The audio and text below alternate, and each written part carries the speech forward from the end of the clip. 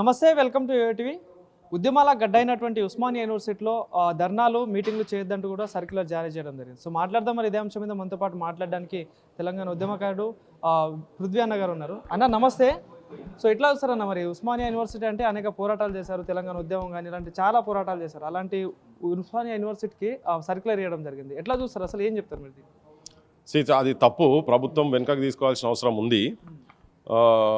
నువ్వు ఎవరివి ఆపినా కానీ అరచేతితోటి సూర్యకిరణాలు ఆపినట్టే. ఇప్పుడు వీళ్ళు ఏమైనా చేసి ఇటువంటి ప్రయత్నాలు చేస్తే to every action there is equal and opposite reaction లెక్క నువ్వు చెడుని ఎంత పెడితే అంత రివర్స్ అవుతుంది కదా. ఆడ ఉస్మానియా యూనివర్సిటీలోకి ఇటువంటి కథలు పడితే అది రివర్స్ అవుతుంది, పక్కా అవుతుంది. వాళ్ళ ఇచ్చినటువంటి సర్క్యులర్స్లోనే స్లోగన్స్ ఇవ్వద్దు. స్లోగన్స్ ఎక్కడైనా వాళ్ళకి తప్పులు జరిగితే, వాళ్ళకి అన్యాయం జరిగితే, మోసం జరిగితే వచ్చి మాట్లాడతారు. నాకు చదువు చెప్పేటందుకు నాకు టీచర్ లేరు అని చెప్పని వచ్చి నేను నినాదాలు ఇస్తా అంటే ఇస్తారు. ఇవాళ కాదు, బ్రిటిషోడు కూడా చెప్పిండు ఇన్కలాబ్ జిందాబాద్ అననీయకుండా ఏమైంది లాస్ట్కు ఉన్నాడా, ఇటుకెళ్ళి ఉన్నాడా, పీకింది వాళ్ళు కూడా పోయింది కదా. గట్టినే వీళ్ళకి అటువంటి ప్రయత్నాలు ఏమైనా చేస్తే మాత్రం తప్పకుండా నష్టపోతారు. అయితే ఈ ముఖ్యమంత్రికి నేను చెప్పదలుచుకున్నా ఏంటంటే, ఇదే ముఖ్యమంత్రి ఇంతకుముందు ఆయన టీడీపీలో ఉన్నప్పుడు 2016లో తెలంగాణ వచ్చిన తర్వాత అప్పటికి ఇంకా టీడీపీలో ఉన్నాడు ఈయన రేవంత్ రెడ్డి. అప్పుడు మా యూనివర్సిటీలో పాపం తెలిసో తెలియక విద్యార్థి నాయకులు అందరూ కలిసి అన్ని రాజకీయ పార్టీలను పిలిచి అక్కడ మీటింగ్ ప్లాన్ చేశారు. విద్యార్థి జనజాతర దాని పేరు.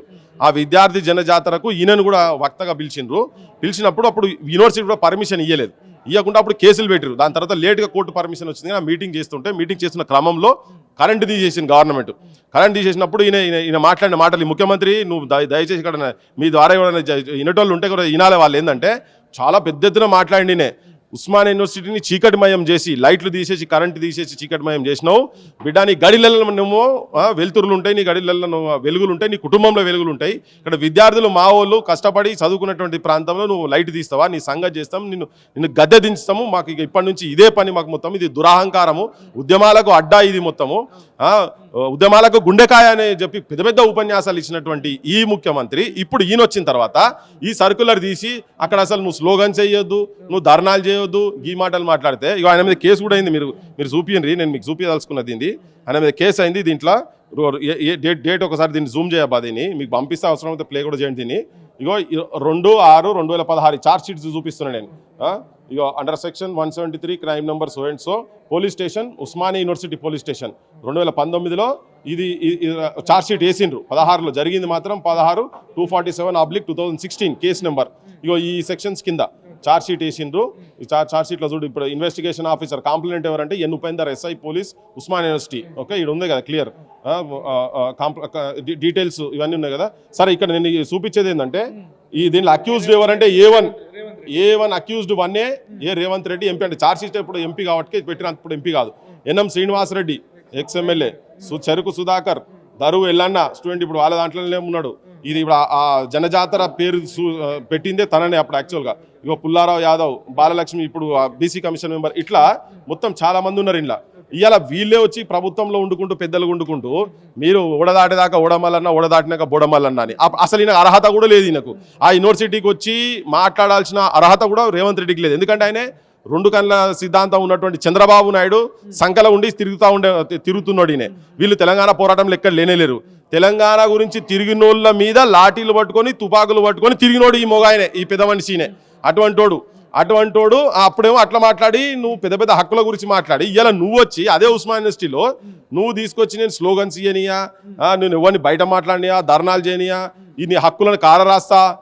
అది చాలా స్వతంత్రమైనటువంటి పోరాటాలను పెద్ద పెద్ద ఉద్యమాలను కన్నా గడ్డది. అక్కడ మాత్రం ఏమన్నా కథలు పడితే ఈ ముఖ్యమంత్రి కథం అయిపోతాడు. గత 10 సంవత్సరాలు దొరల గడిలు బద్దలు కొట్టినా, కంచెలు పొలగొట్టినా, స్వేచ్ఛ ఇచ్చేసిన మా ప్రభుత్వంలో, ఇందిరమ ప్రభుత్వంలో అని చెప్పేసి మాట్లాడింది గొప్ప మాటలు. ఏం కంచెలు లేవు, కంచెలు తీసేసింది లేదు, ఏం లేదు. ఆడ ఇంటి ముంగట ఉన్న కంచెలు తీసేసింది కావచ్చు, కానీ మిగతా అన్ని యాజ్ ఇట్ ఈస్గా. ఇప్పుడు నేను ఒక ఉదాహరణ చెప్తాను, అడిగినని చెప్తా. ఆడ కంచెలు తీసేసింది దేనికి, ప్రజలకు నువ్వు ఎంట్రీ లేదు అని చెప్పి. గదర్ అనేది అద్భుతంగా వాడిండు, మొత్తం గదర్ అనేది బయట కూర్చోబెట్టి. ఇప్పుడు నేను అదే సాకరైలమ్మ మనుమడు రామచంద్రము 20 సంవత్సరాలు సర్పంచ్ చేసినటువంటి ఆయనే నీకు ఎలక్షన్స్కు ముందు ఇదే రేవంత్ రెడ్డి ఇంటి దగ్గరకు వస్తే PCC ప్రెసిడెంట్ ఉన్నప్పుడు ఆయనను వాడుకున్నావు, అద్భుతంగా వాడుకున్నావు. ఐలమ్మ గురించి గొప్పగా మాట్లాడినావు. 6 నెలల కింద ఆమె మనవరాలకు నువ్వు బీసీ మన మహిళా కమిషన్ మెంబర్ ఇస్తా అని చెప్పినావు, ప్రామిస్ చేసినావు. దాని తర్వాత ఈయనకు సిక్ అయింది మొన్న 6 నెలల కింద సిక్ అయితే అదే శ్వేతను పక్కకు నిలబెట్టుకొని ఫోటోలు కూడా దిగిండి. ఆయన పెద్ద పెద్ద ఫోటోలు దిగి ప్రచారంలోకి పోయింది. మా ఫోటోలు అందరూ అనుకున్నా అయ్యో పర్లేదు మన ఈ ముఖ్యమంత్రి మంచిగా చేస్తున్నారని చెప్పని. కానీ నువ్వు ఇక్కడికి వచ్చిన తర్వాత నువ్వు అని 3 సార్లు ఆమె 3 సార్లు వచ్చిన భర్త కూడా యాక్సిడెంట్ అయ్యి రామచంద్రం ఏమో ఒక 6 నెలల నుంచి సిక్ ఉన్నాడు, 3 నెలల నుంచి భర్తకు యాక్సిడెంట్ అయ్యి కాలు ఇరిగింది, ట్రీట్మెంట్లో ఉన్నాడు, చూసుకుంటూ లేరు. మంచి వైద్యం ఇప్పిమని చెప్పని ఆమె కమిషన్ మెంబర్ గురించి కూడా కాదు, వైద్యం ఇప్పిమని చెప్పి ఇక్కడికి 3 సార్లు వస్తే కూడా అపాయింట్మెంట్ ఇవ్వలేదు ముఖ్యమంత్రి ఇంటికాడికి వెళ్ళి. నేను పోయినప్పుడు చెప్పింది దగ్గర రికార్డు కూడా ఉంది, మాట్లాడిన రికార్డు కూడా నేను చూసినావు కదా అదంతా. 3 సార్లు వచ్చి ఇంటికాడికి వచ్చింది. నువ్వేమో తెల్లారి ఏది తెలంగాణ తల్లి విగ్రహం సెక్రటేరియట్ ముంగట పెట్టే ముందు రోజు వరకు కూడా నువ్వు పెద్ద గౌరవం తల్లి గురించి మాట్లాడినావు కదా, పెద్ద నువ్వు సాకలెల్లం గురించి మాట్లాడినావు కదా, ఆడికి వచ్చి ఆమె ఇంటికాడికి వస్తే కూడా నువ్వు పట్టించుకోలే. అక్కడ లోకల్ ఎమ్మెల్యే కూడా చాలా సందర్భాలలో చెప్పింది మీరనే చెప్పండి అంటే ఆమె ట్రీట్మెంట్ చేయించలేదు. ఒక్క ఫోన్ కాల్ అబ్బా ఏదో ఒక హాస్పిటల్ కాలబడి ఏదో ఒక హాస్పిటల్లో పంపించి కొద్దిగా మంచి ట్రీట్మెంట్ గురించి అధికారం గురించే సెంటిమెంట్ వాడుకుంటుండు. ఈయన చెప్తున్న ప్రజాప్రభుత్వం నువ్వు అన్ని మాటలు చెప్పినావు కదా, మరి నువ్వు చేస్తున్నది ఏందా? మా సొంటలో పోయి కూడా చెప్పినాం. నేను తీసుకొచ్చి అసలు ముఖ్యమంత్రి ఇంటి ముంగట తీసుకొచ్చి అంబులెన్స్ తీసుకొచ్చి అక్కడ ఆపుదామని అనుకున్నా. కానీ నేను పోడు ఇట్లా చేస్తే ఏమో పడి రాకుండా కావాలని చేస్తున్నాం అంటారేమో ఉద్దేశంతో ఆగిన. నేను రోజు మాట్లాడుతుంటే 4-5 రోజుల పాటు చనిపోయినానే. సో ఇప్పుడు నువ్వు బయట చెప్పేది ఒకటి, నువ్వు చేస్తున్నది ఒకటి. నువ్వు మొన్న కూడా మొన్న మాట్లాడేటప్పుడు కూడా మళ్ళీ వాళ్ళ గురించి గొప్ప మాట్లాడతారు, అసెంబ్లీలో మాట్లాడతారు, గొప్ప మాట్లాడతారు. కానీ నువ్వు చెప్పేది ఒకటి, చేసేది ఒకటి. ఇది ఆయన తప్పుడు వైఖరి. ఇప్పుడు నేను మొన్న కూడా ఇప్పుడు చెప్తున్నా, ఇది రేవంత్ రెడ్డి కాంగ్రెస్ ప్రభుత్వం చేసినటువంటి హత్య. రామచంద్రము సాకలైలమ్మ మనువనికి ట్రీట్మెంట్ ఇప్పియాక అట్లా చాలా మంది చచ్చిపోతున్నారు బయట. అవి అన్ని ఏ హత్యలు జరిగినా ఇదైతే నీకు అందరు తెలిసినోళ్ళే కదా, కనీసం ట్రీట్మెంట్ ఇప్పలేని దుస్థితి. నువ్వు ఎన్ని పెద్ద మాటలు మాట్లాడినా అయితే ఇప్పుడు ఇంత జరుగుతున్నా కూడా ఉస్మాన్ యూనివర్సిటీ విషయంలో చూసుకున్నా కూడా, హెచ్సియు యూనివర్సిటీ భూముల విషయంలో చూసుకున్నా కూడా ఇంత జరుగుతున్నా కూడా మరి ఉద్యమ నాయకులు చాలా మంది ఉన్నారు. ఇప్పుడు ఎవరైతే చూసిన కోదండరామ్ సార్ కానీ ఇలాంటి అనేక మంది గతంలో కేసీఆర్ మీద పోరాటం చేసారు. కానీ మరి ఇప్పుడు వీళ్ళు ఎందుకు ఎవరు బయటకు రావట్లేరు, ఎందుకు మాట్లాడట్లేరు కావచ్చు అంటే ఏం చెప్తారు? వాళ్ళ గురించి వాళ్ళు ఎన్రోల్ చేసినంతగా ఎమ్మెల్సీ పదవుల గురించి చేసినట్టున్నారు. వాళ్ళ ఉద్యమాలన్నీ ఎమ్మెల్సీ పదవులు. వాళ్ళు నిజమేనంటే ఇప్పుడు మాట్లాడదు కానీ నిజమైన ఇప్పుడు నేను అంటే ఏమంటారు కోదండరామ్ అంటావా అంటారు. అరే నేను అంటున్నాను నువ్వు ఉద్యమాలంటివి, అమరులంటివి, కుటుంబాలంటివి, అన్నంటివి నువ్వు అన్ని ఉద్యమ వీళ్ళందరి త్యాగాలను వాడుకున్నారు. ఇలా వాళ్ళు పదవులకు వచ్చి కూర్చున్నారు. ఈ త్యాగాలన్నీ చేసినది త్యాగాల పునాదుల మీద కేవలం రాజకీయ నాయకులే కాదు, ఉద్యమాలు మేధావులు అనేటువంటి ఉన్నటువంటి ముసుగు కప్పుకొని ఉన్నటువంటి ముసుగు వీరులంతా ఇప్పుడు బయటపడ్డారు. ఎవరు ఏం చేస్తున్నారు అనేది అసలు టైం వచ్చే వరకు బయటపడ్డారు. అందులో కోదండరామ్ ఒకడు. ఇంకోటి అయితే పొట్టి శ్రీరాములు యూనివర్సిటీ పేరు కూడా మార్చిన పరిస్థితి, అసెంబ్లీలో కూడా చెప్పిన పరిస్థితి. సో ఎట్లా చూడొచ్చు అంటే ఏం చెప్తారు దీనికి? బరాబర్ మార్చాల్సిందే. పొట్టి శ్రీరాములు ఆంధ్రాకు సంబంధించినటువంటి ఎవ్వరున్నా గారు మార్చాల్సిందే. ఇక్కడైనా పొద్దుగా లేసే దాన్ని చుట్టూ తిరుగుతుంటారు కదా కేబీఆర్ పార్కు. బ్రహ్మానందరెడ్డి 369 మందిని యువకులను మీసాలు వచ్చినటువంటి యువకులను కాల్చి చంపినటువంటి దుర్మార్గుని బొమ్మ ఇంకా ఇక్కడ ఉన్నది. ఆ విగ్రహాలు కూడా ఇటుకెళ్ళి తీసి పంపించాలి. ఇక్కడ అవసరం లేదు. ఇక్కడ పెద్ద ఎన్టీఆర్లో ఎన్టీఆర్లో ఎవరి విగ్రహాలు అవసరం లేదు. ఉంటే ఎక్కడైనా ఏదో ఒక ఉదాహరణకి ఎక్కడైనా పెడితే పెట్టాల్సింది. ఆంధ్రాలో ఎంత ఉన్నాయి పివి నరసింహారావు ప్రధానమంత్రి అండు.